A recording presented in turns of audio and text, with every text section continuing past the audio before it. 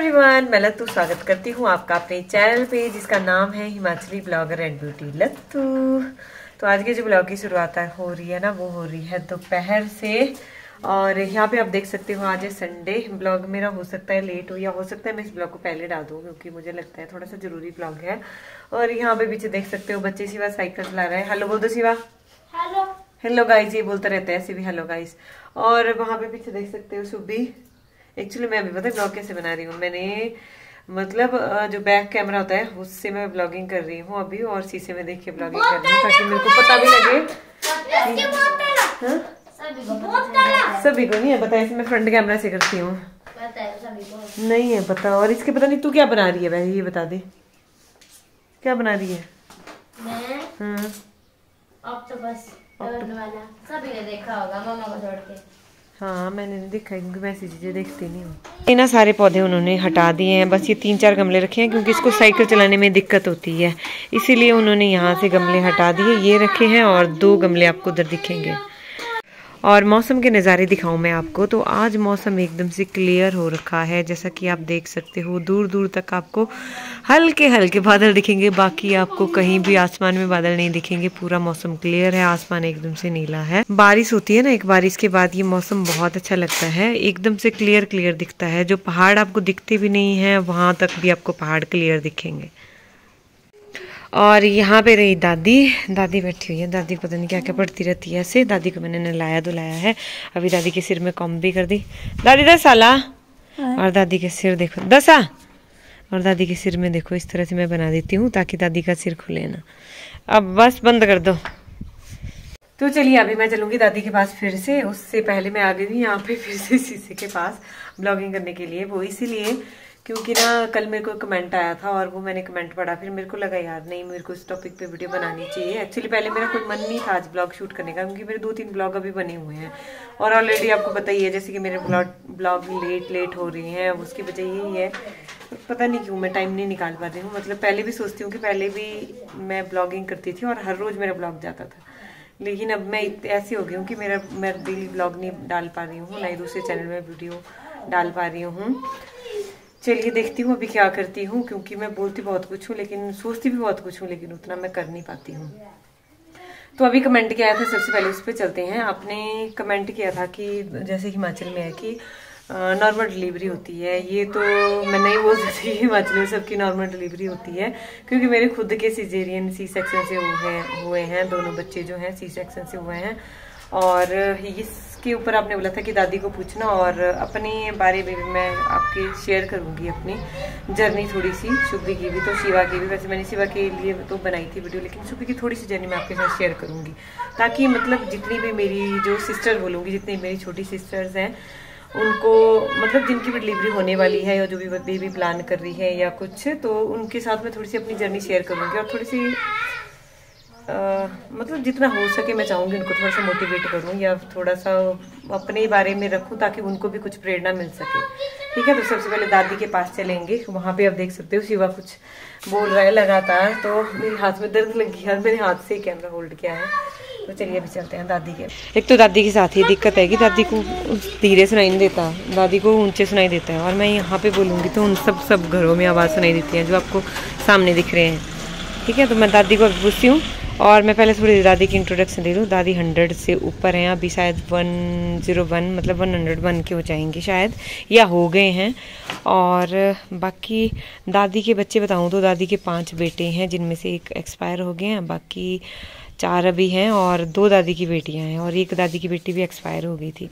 तो इतने सारे बच्चे हैं, जिनमें 2 जुड़वा हैं ट्विंस, मतलब 2 ट्विंस दादी के थे। और दादी के बाद जो आगे वाली जनरेशन है उसमें मेरे ट्विंस हुए थे, जिसमें शिवा आपको दिख रहा है सामने। अभी मैं शिवा के साथ में बोलूँगी। ठीक है, तो चलिए अभी दादी से पूछती हूँ कि दादी क्या क्या करते थे नॉर्मल डिलीवरी।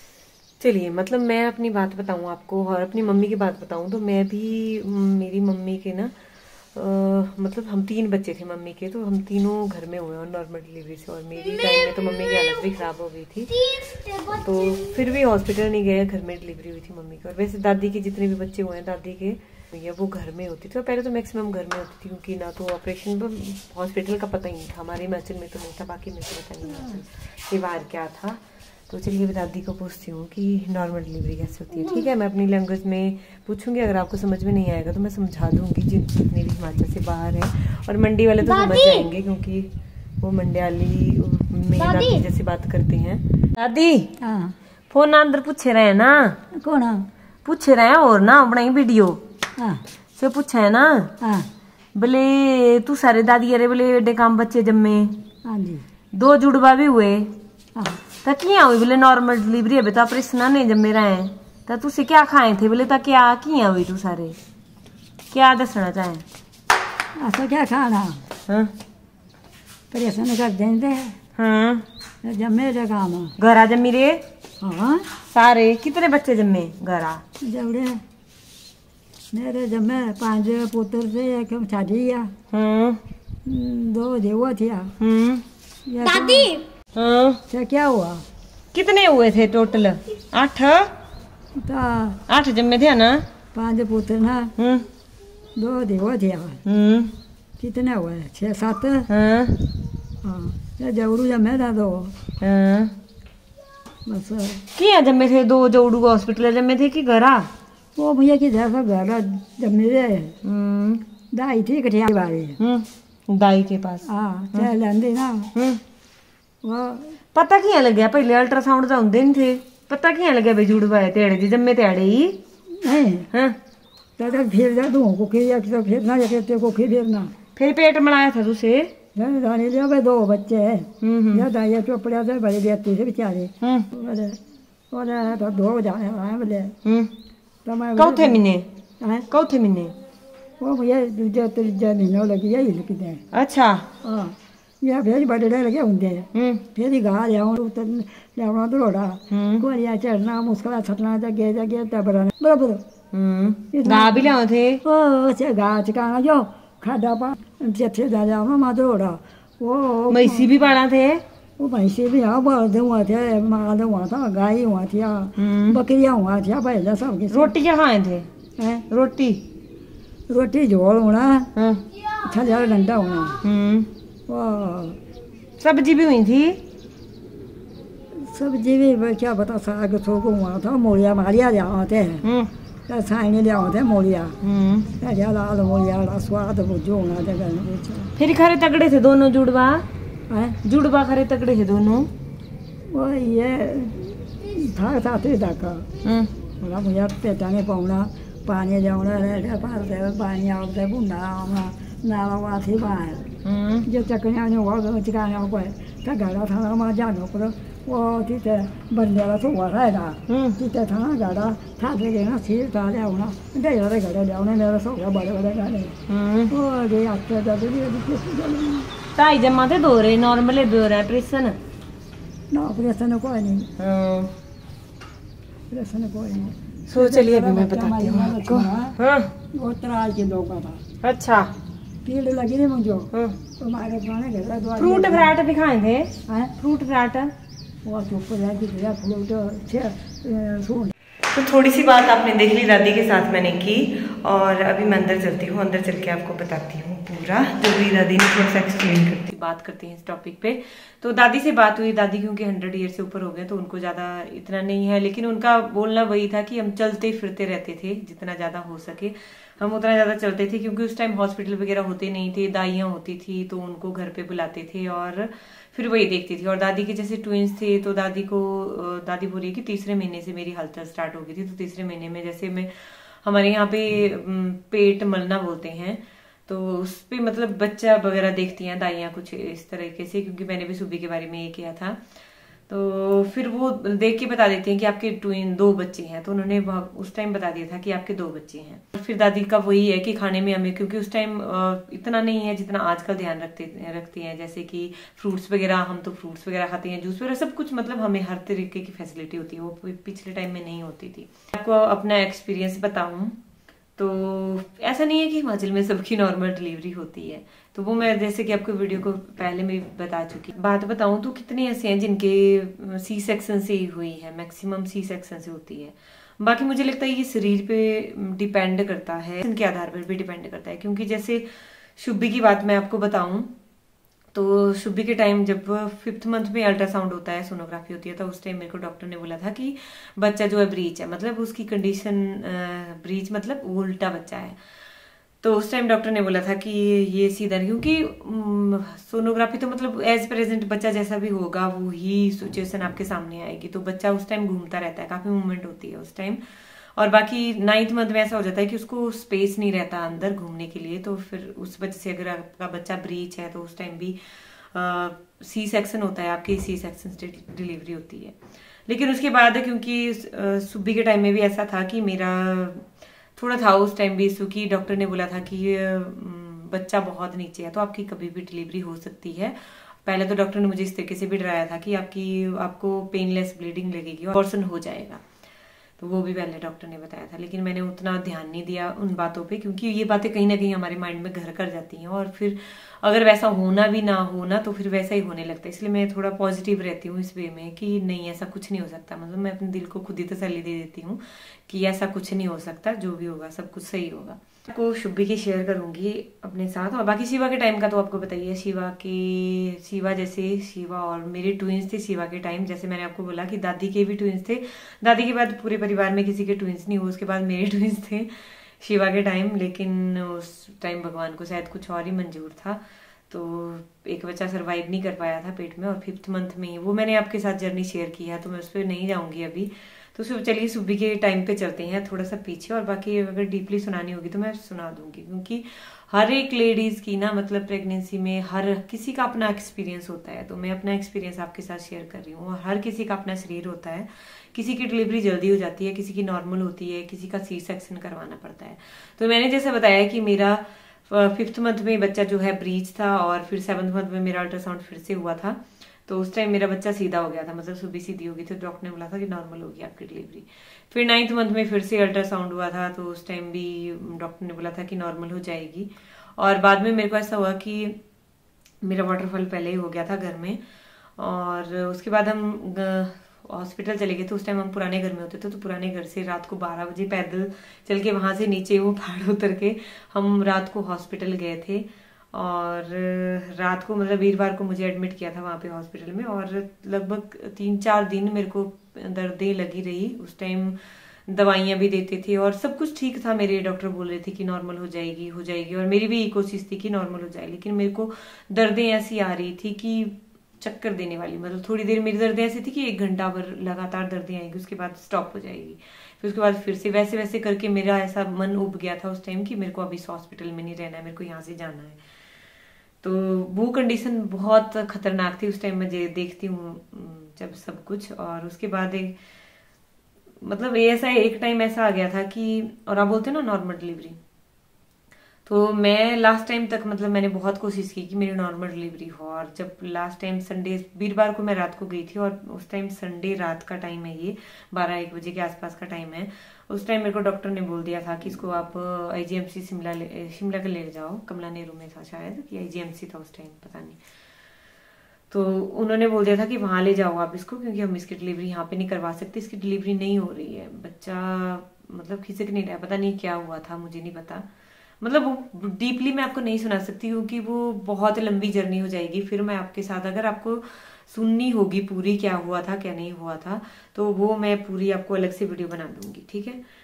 तो उस टाइम मेरे को रेफर कर दिया था उन्होंने रात को। तो उस टाइम बहुत हंगामा किया था वहां पे मेरी तरफ से, थोड़ा बहुत मतलब हॉस्पिटल में, कि हमारा पेशेंट ऐसे खराब हो गया, क्योंकि उन्होंने बताया कि 2 घंटे है आपके पास। तो क्योंकि मेरी भी सांस घुट रही थी जैसे, तो जैसे तैसे करके फिर हमने प्राइवेट हॉस्पिटल का जुगाड़ किया था। और फिर तब जाके मेरी हॉस्पिटल में, तब भी मैंने प्राइवेट हॉस्पिटल में पहुंची। मेरे को बहुत दर्दें लगी हुई थी, मतलब उस टाइम ऐसी कंडीशन थी कि मेरे से एक कदम भी नहीं रखा जा रहा था, तो वो वाली कंडीशन थी।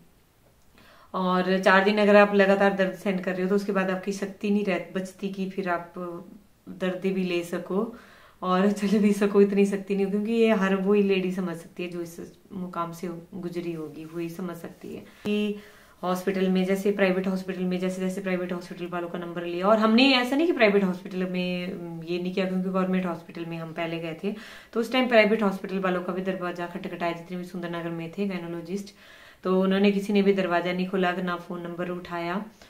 तो उसके बाद हम गए थे नीर चौक में, और नीर चौक में मेरी फिर डिलीवरी हुई थी आस्था हॉस्पिटल में।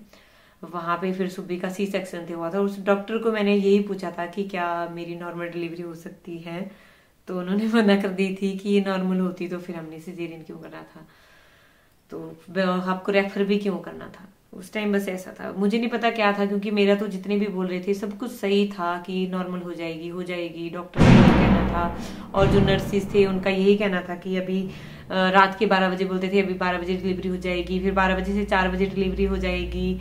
तो इस तरीके से अब होना ही, जिसने सी सेक्शन से आना होगा तो मतलब कुछ नहीं कर सकते आप गॉड की मर्जी के, है ना।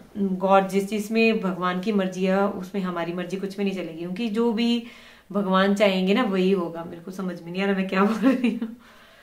और अब चलिए आते हैं नॉर्मल डिलीवरी पे, और सी सेक्शन की मैं थोड़ा सा बताती हूँ कि सी सेक्शन के क्या नुकसान रहते हैं, क्या फायदे रहते हैं। और मुझे लगता है नुकसान ये रहता है कि हम थोड़ा टाइम अपने बच्चे को होल्ड नहीं कर पाते, क्योंकि जैसा आप चाहते हो कि आप अपने बच्चे को होल्ड करो, आप पकड़ना चाहते हो।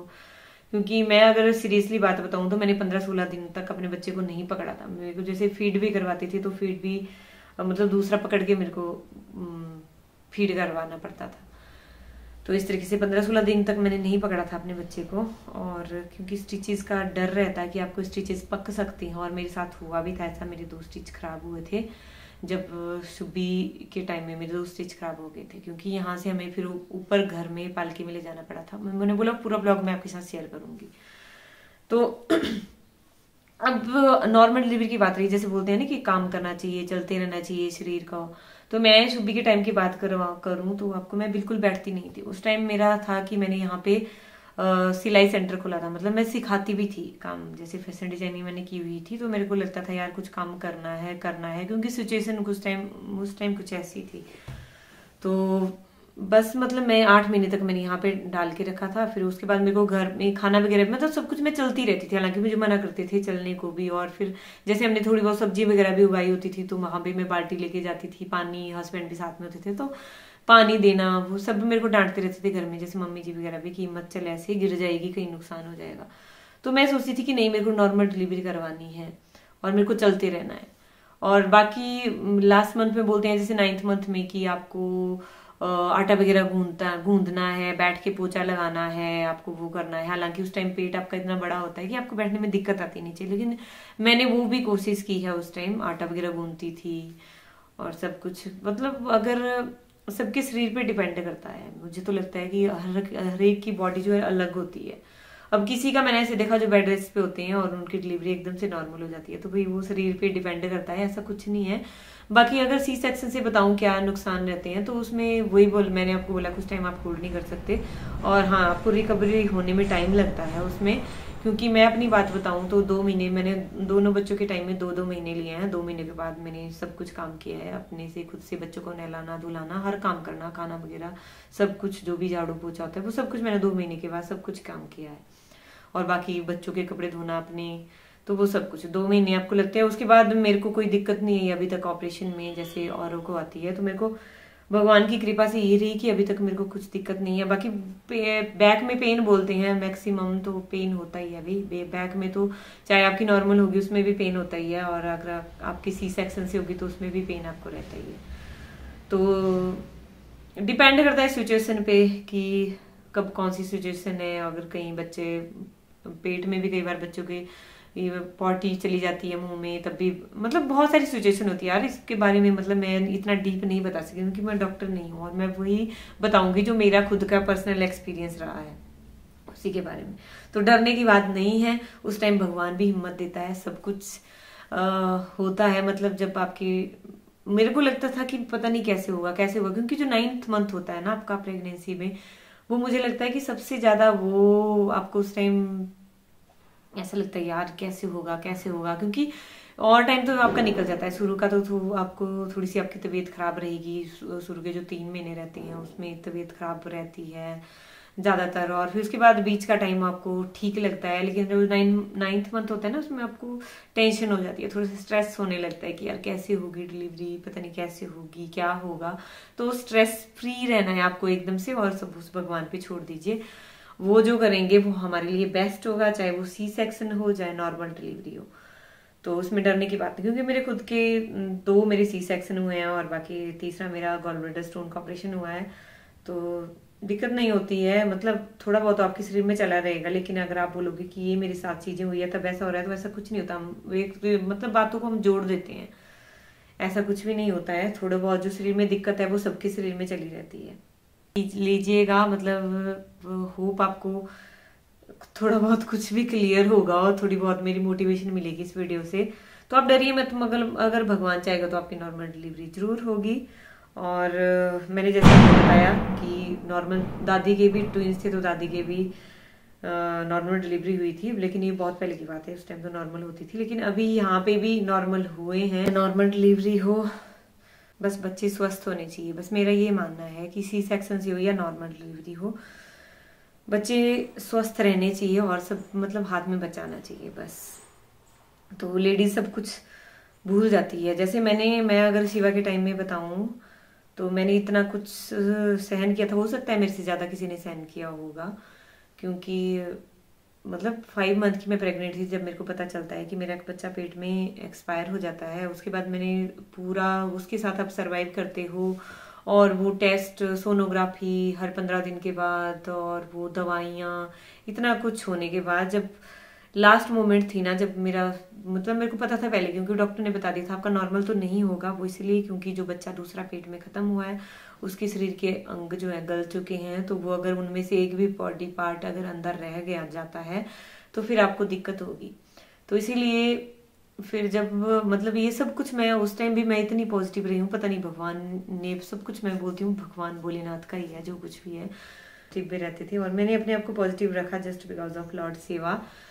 तो बस, और सच्ची बात बताऊं कि होता था, मेरे को भी स्ट्रेस होता था थोड़ा बहुत, लेकिन ऐसा लगता था नहीं सब कुछ ठीक होगा, मुझे भगवान पे भरोसा है, सब कुछ ठीक होगा। और लास्ट में हुआ भी ऐसा कि जब डॉक्टर ऑपरेशन कर रहे थे तो उन्होंने जैसे शिवा को बाहर निकाला, तो उसके बाद जब वो हाथ में आया ना, तो उस टाइम डॉक्टर ने बोला था कि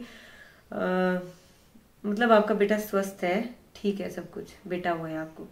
तो मैं सच्ची बात बताऊं, पहले मैं इतनी डरी हुई थी कि पता नहीं क्या होगा, कि मतलब स्ट्रेस था कि मेरे को ऑपरेशन वाली वो जो थी ना, उस टाइम ऐसा लग रहा था कि यार मैं यहाँ से भाग जाऊंगी, मतलब मेरे को ये नहीं करवाना है, सिजेरियन नहीं करवाना है, मेरे को यहाँ से भाग जाना है। तो उस टाइम जब बेबी हाथ में आया ना, जब मैंने देखा तो नहीं मैंने, लेकिन उस टाइम जब बोला और मेरे कानों को वो आवाज सुनाई दी, तो उस टाइम मेरे को ये ऐसा लगा कि यार भाड़ में जाए ये दुनिया। और मैंने कहा नहीं, अब मतलब वो सब कुछ भूल गई मैं एक मोमेंट में ही, सब कुछ उस टाइम वो स्टिचेस वगैरह लगते हैं, क्योंकि यहाँ से ऊपर हमें सब कुछ होश रहता है, सब कुछ कानों में सुनाई देता है।